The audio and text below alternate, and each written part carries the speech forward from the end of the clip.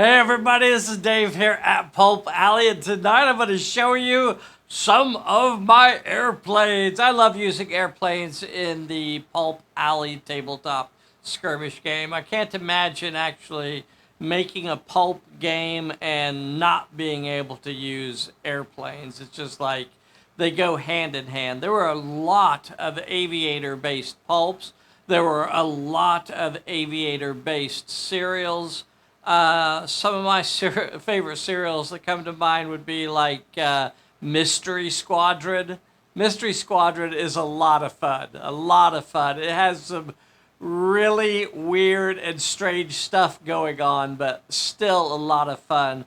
Also, Phantom of the Air is one of my favorite serials. Have you guys seen that one? That one kind of inspired one of our Pulp Alley characters, Phantom Ace. Kind of, was in that genre there. And then, of course, even stuff like Ace Drummond, Tailspin Tommy, on and on and on. Now, not all of those had pulps. Many of them were based on comic strip characters and serials, but man, a lot of fun. So the rules for using airplanes actually appears in the Pulp Guns, Gadgets, and Vehicles book. There's all kinds of wacky vehicles, such as airplanes and watercraft and just mounts and on and on. Now, mounts, of course, are in the basic rule book, and so are the basic vehicle rules for motorcycles and cars and trucks and that sort of thing. But for the weirder stuff, it's in here. Now, we are going to update this to second edition as well, but I'd say probably 90% of it stays the same. All right, let's take a look at some of the airplanes. You guys want to see these? Really cool. Hey, before we get too much further, though, will you take a moment? Make sure you hit that like button. If you're not a subscriber, get subscribed to our little channel here. And let's take a look at some airplanes. So, man, I tell you what, the Pulp era had some fun airplanes. So here's one, the GB, man. How cool is that? This plane is featured in, of course, the Rocketeer movies. Really cool racing plane from the 1930s. This is not the one that came out of this box. This is like a cheap tester's version here. So really cool. This one, the one that came out of this box, is this one here, and I'm gonna paint that up for the Phantom Ace, so he'll have a GB to fly around. These things were notoriously difficult to fly. Notoriously difficult to fly. Even earned the reputation of being the killer bee, because folks would often die flying these things. Crazy dangerous and difficult to control. All right, let's take a look at what do we have next. Now, this one actually, historically is not really a Pulp era airplane, in the strictest sense. This one I don't think really was released until, gosh, like fairly late in the 40s. Fairly late in the 40s. It was really held up because it has fixed landing gear. It has the biplane, the double wings there, and they just thought, it's behind the times. These lovelies are still in service, and they're particularly popular in Alaska. Let's see, do I have one of these down here? Hopefully I can show you one in the B-roll here. So really cool to me, although it's not, historically accurate to say it's a 1930s or so airplane. It sure as heck looks like it. And in fact, it was, I think they started designing it fairly early, so it could still fall into it, although production didn't start until much later. Check this out. Super. What is this? The Marine Walrus. Yes, indeed. Wacky look. I love these wacky looking planes. And here it is under construction right here. Check this out. Big and durable plane.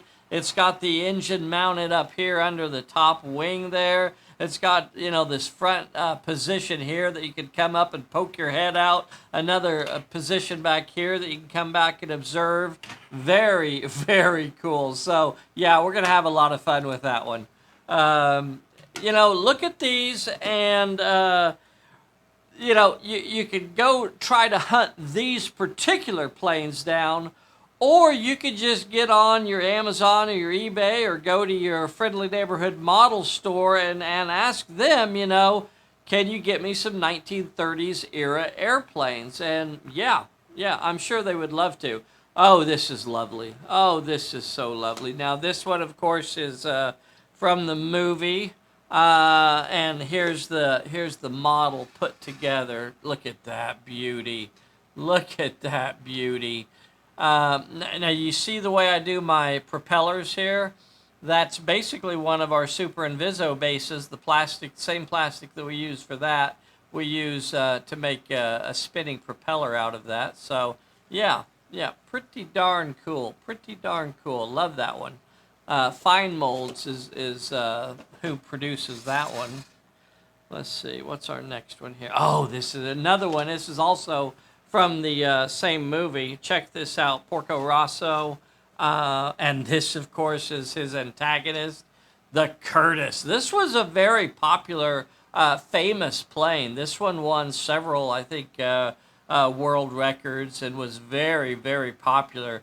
They had separate records for seaplanes, and then they had records for airplane world records as well. And I guess they really, for safety reasons, I think they kind of like the idea of having a lot more of this sort of thing over the water. But man, look at that plane. Look at that plane. Is that just not... Oh, that screams pulp. That is so pulpy. So pulpy. Now, of course, this was just a racing plane, but it has, as it did in the movie, it has a gun mounted there on the side that he can fire. Very, very cool. That's freaking awesome. All right, another one by Fine Molds. Let's see what else is in my stack here. Here's a goose for you. Look at this. Who wants to pick out the TV series that this came from? I'm sorry, that used this. And there's this one that's painted up. Now, mine is not painted up like the couple TV series that used this, of course. Tales of the Gold Monkey, of course. Very similar paint job, but the paint job that I have on mine is actually based on the paint job from the Archer TV series, the animated TV series, and they did a throwback kind of pulp era series, and this is based on the plane that they had in that series. Very cool. Let's see what's next. This Stearman. Now, I like this one so much, I got a couple of these also. This Stearman PT-17. Now, this is lovely and can cover a lot of ground. I got this yellow version. It's taken a bit of damage from falls. It fell from the ceiling and kind of got cracked up pretty good. I think I could still repair it. And then I got this white version here. I kind of painted it up like the Indiana Jones airplane from the Raiders of the Lost Ark movie. Of course, it's not the seaplane like what he had going, but it has very similar markings there and very similar paint job to that. So those are the Stearman PT-17. Those are trainers basically, but man, very cool little planes. Definitely work really nice in a pulp setting.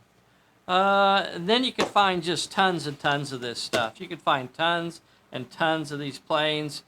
Here's an old World War II, maybe pre-World War II Japanese trainer, but my gosh, it looks so, so cool.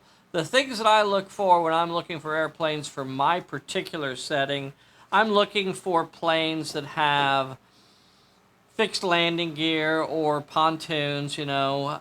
And then I'm also looking for things that have, I like the bi-wings or just have that old look to them. And once you kind of, you know, work those out, and I'm going to show you some pictures of a few planes that I have up here. Here's an old Russian biplane. I think this was used in the Spanish Civil War and other places. Really, really cool. Here's a picture of that plane that I showed you the box for, that old Russian plane. Here's, you know, this is a little pea shooter up here. Of course, there's an albatross sitting up here too. Who can identify this strange-looking flying thing here? Does anyone recognize this one? So let me know, guys. Let me know down in the comments below if you have a favorite. Do you use airplanes? I like to just, at the very least, I like to put them out as terrain, but we've also used them fairly frequently actually in the scenarios and have them flying around. Because of the type of scenarios that we do, the planes are not overpowering and do not dominate the table. They're there and they're looping around and they're having to come back and come swooping in again. It's not like they're super, super dangerous and just throw the balance of the scenario off. So it's fun to put them on the table and you know, let them do what they're going to do. All right, boys and girls, leave some comments below. Make sure you hit that like button. Make sure you're a subscriber. And we will see you next time. Bye, everybody.